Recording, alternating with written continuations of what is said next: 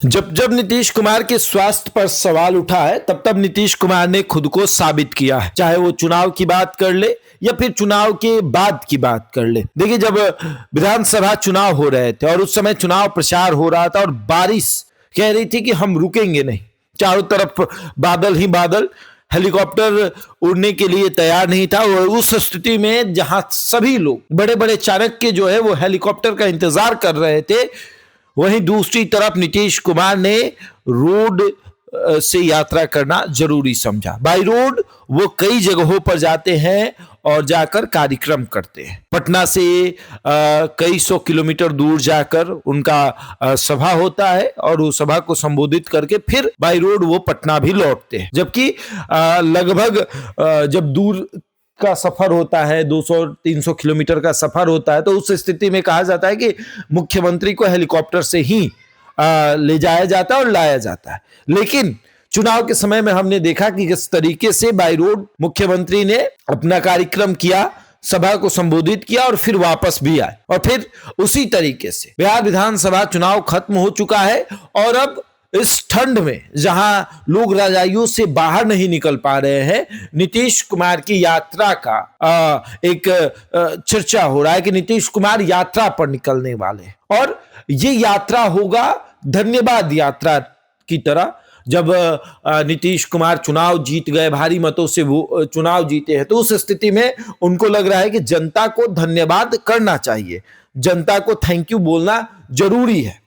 और नीतीश कुमार की अगर राजनीति सफर को देखें तो इसमें यात्राओं को अगर आप अलग कर दें तो नीतीश कुमार की राजनीति अधूरी रह जाती है। 2000 से लेकर और 2026 अभी वर्तमान में चल रहा है, अभी तक नीतीश कुमार यात्राओं के बदौलत अपनी राजनीति को मजबूत रखे हुए है। चाहे वो धन्यवाद यात्रा हो, आशीर्वाद यात्रा हो, या फिर महिलाओं के लिए सम्मान यात्रा हो, या फिर महिला दर्शन यात्रा हो, कई ऐसी यात्राएं हैं जो नीतीश कुमार ने की।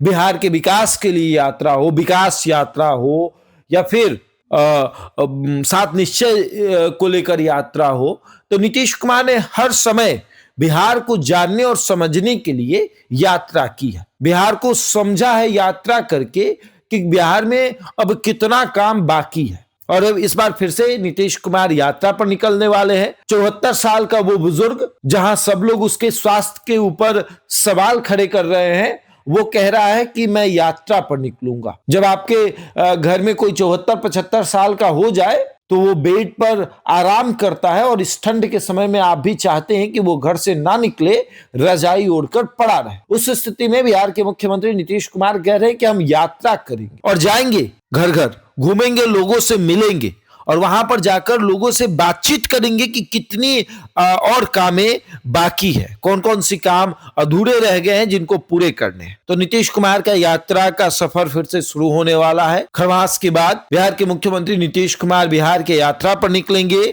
बिहार की तमाम उन चीजों को जो काम अधूरे रह गए हैं उनको जानने समझने निकलेंगे और उन सब कामों को करके वो फिर पटना आकर फिर से बिहार के विकास को लेकर चर्चा करेंगे।